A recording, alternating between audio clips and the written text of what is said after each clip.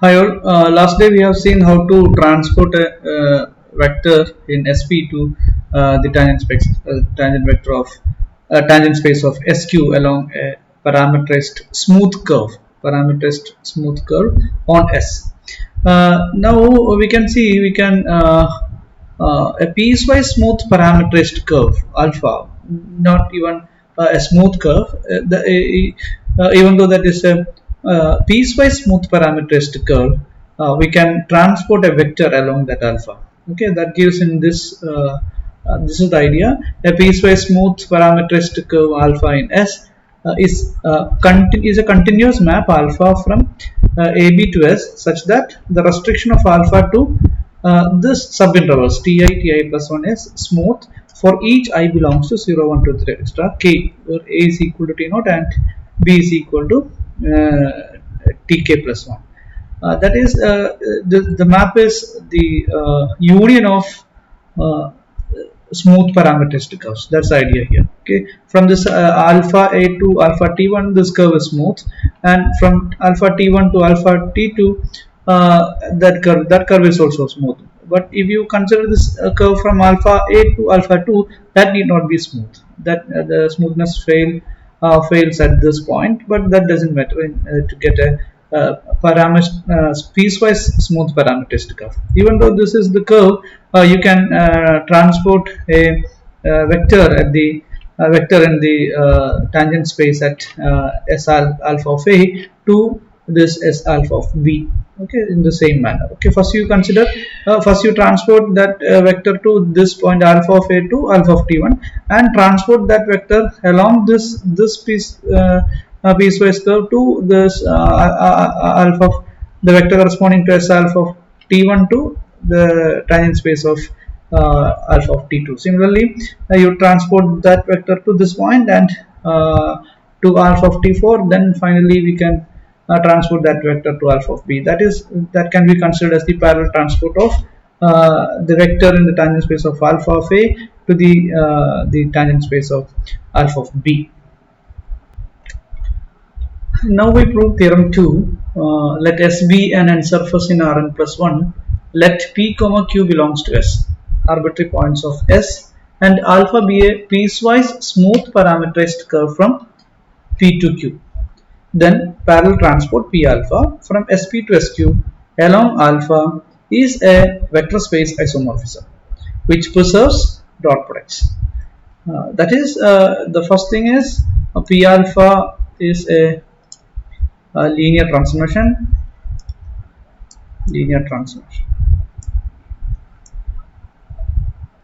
from vector space SP to SQ. Both have the dimension n. In this case, if this is S is the surface of Rn plus 1, then the tangent space will be of dimension n. And secondly, we have to prove that this P alpha is 1, 1 and onto. 1, 1 and onto. Finally, we need to prove that the dot products are the same. So this P alpha preserves the dot product. That means P alpha of V dot P alpha of W equal to V dot W for all V comma W belongs to SP. So it preserves this dot product. Okay. Now this first we prove the first result. P alpha is a linear transformation. So we start with, in order to prove P alpha is a linear transformation, we start with two arbitrary element V and W belongs to SP and C belongs to R. We need to prove that this P alpha of C, V plus W is equal to C times P alpha of V plus P alpha of W. Okay, so once you choose this V and W from SP, then by theorem 1 we can say that there exists, this is by theorem 1, there exist vector fields, parallel vector fields they are unique parallel vector fields V and W, which are parallel and V of A is equal to this P, and V of A is equal to P comma V, that is I'll write it as the vector V. This is the vector V, and V of B is equal to W. V of W, sorry, this is not V. W of A is equal to W of A is equal to W. So these are the unique vector fields satisfying this. But we know that if you write V plus W belongs to SP, this V plus W, the vector fields V plus W is, for this we consider V plus W is a parallel tangential vector field with the property that V plus W of A is equal to the vector V plus W. So this shows that the unique vector field discussed in theorem 1 corresponding to this V plus W, the vector V plus W in SP, is nothing but the sum of these two vector fields. Okay, now this can be used to prove this P alpha as a linear transformation.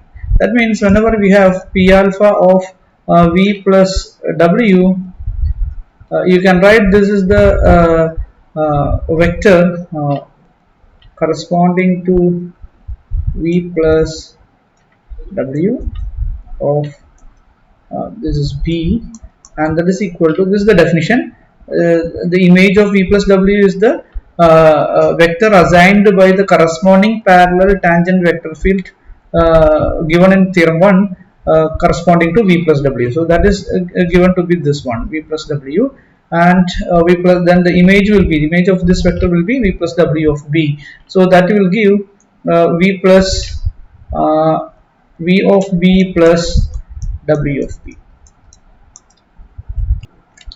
But we know that this is equal to, V of B is equal to P alpha of the vector V plus, and this will be P alpha of vector W. This shows that P alpha of V plus W is equal to P alpha of P plus P alpha of W. The similar way we have V plus W, you can consider C times V belongs to SP. Then if V is a tangential parallel vector field, then C times V is a again parallel vector field, tangential parallel vector field, with the property that V of CV of A will be C times V of A, that is equal to C times V. That means the vector field corresponding to the CV is CV, the vector tangent vector field CV. Okay, so using this we prove P alpha of C times V is equal to, by definition, this is C times V of B, that is equal to C times V of B, that is equal to C times V of B is nothing but P alpha of the vector V. Okay, so this shows that P alpha is a linear transformation from SP to SQ. Now we will prove this P. Now we will prove the third one first. P alpha preserves the dot product. P alpha preserves the dot product because P alpha of V dot P alpha of W, when you consider these two dot product, we know that this is by definition this is V of B and dot product W uh, of V. Okay, this V and W are parallel vector field, tangential parallel vector fields. Therefore, since this V and W are parallel vector fields,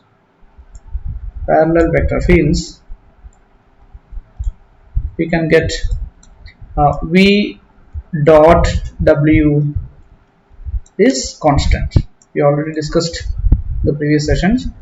These quantity will be, and not only this, known V, known W, everything are constant. So in particular, this V dot W is a constant vector field. Okay, this dot product is a constant thing. So when you write this P alpha of V dot P alpha of W, you can get this is V of B dot W of B, and use this fact V dot W is a constant thing. So this is same as V of A dot W of A. Okay, but we know that the V of A will be the vector V dot, and W of A will be W. Okay, so we can say that P alpha of V dot V alpha of W is same as V dot W.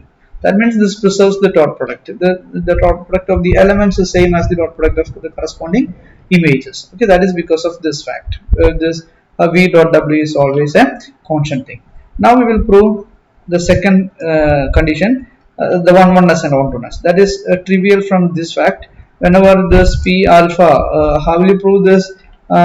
This is 1 1. First we will prove this P alpha is 1, then 1 1, that is P alpha of V equal to 0 implies norm P alpha of V equal to 0.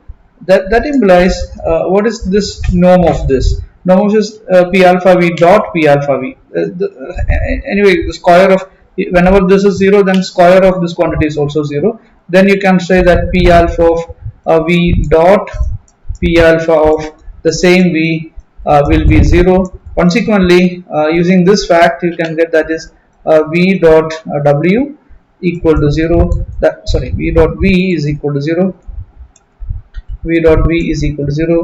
That implies norm V square is 0. Consequently, norm V is equal to 0 implies V equal to 0. So this shows that P alpha of V is equal to 0 implies, from this you write V is equal to 0. P alpha of V equal to 0 implies V is equal to 0. Okay, that means this P alpha is a non-singular linear transformation. Hence, P alpha is 1 1. P alpha is 1 1, and we know that this P alpha is a linear transformation from SP to SQ. Both are of dimension n. Okay, so this P alpha is a linear transformation, 1 1 linear transformation from a vector space of dimension n to the vector space of dimension n. So therefore, this P alpha is onto as well.